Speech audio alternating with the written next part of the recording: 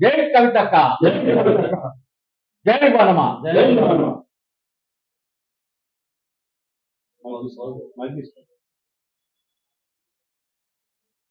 చాలా సంతోషం.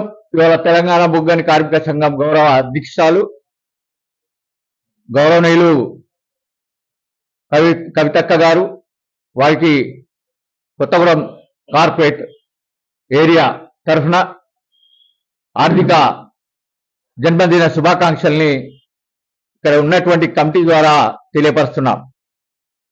కవితక్క భారతదేశ జాగృతి సంస్థకి అధ్యక్షురాలుగా ఉన్నటువంటి ఆవిడ మరి తెలంగాణ బొగ్గని కార్మిక సంఘం ఏర్పడ్డ తర్వాత గౌరవ అధ్యక్షురాలుగా కొనసాగుతూ అనేకమైనటువంటి హక్కుల్ని ఇవాళ కార్మిక వర్గానికి ఇచ్చినటువంటి వైనం కార్మికులకందరికీ తెలుసు.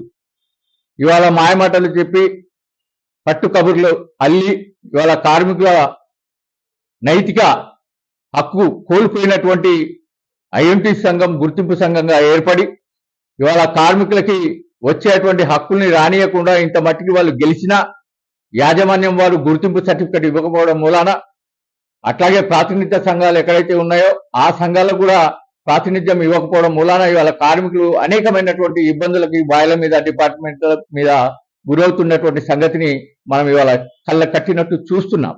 కాబట్టి తక్షణమే దీని మీద మళ్ళీ తెలంగాణ బొగ్గని కార్మిక సంఘం కొత్త కమిటీలను వేసుకొని ఇవాళ విస్తృత స్థాయిలో అన్ని ఏరియాల్లో 11 ఏరియాలో ఉన్నటువంటి గనుల మీద డిపార్ట్మెంట్ల మీద విస్తృతంగా పర్యటించి మా అధినాయకత్వం ఏది చెప్తే అది చేసేందుకు ఇక్కడ ఉన్నటువంటి కమిటీ సభ్యులుగా అందరూ సిద్ధంగా ఉన్నారు. కాబట్టి కార్మికులు ఇప్పటికైనా గుర్తుపెట్టుకోవాలి, కేసీఆర్ గారు తెలంగాణ బొగ్గని కార్మిక సంఘాన్ని కడుపులో పెట్టుకొని చూసి మన బొగ్గని కార్మికులకి అనేకమైనటువంటి సదుపాయాలని, వెసులుబాట్లని, అట్లాగే హక్కులను కూడా ఇచ్చినటువంటి ఘనత సీఎం కేసీఆర్ది.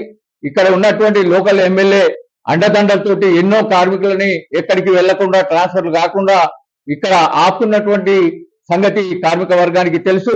ఆ రకంగా తెలంగాణ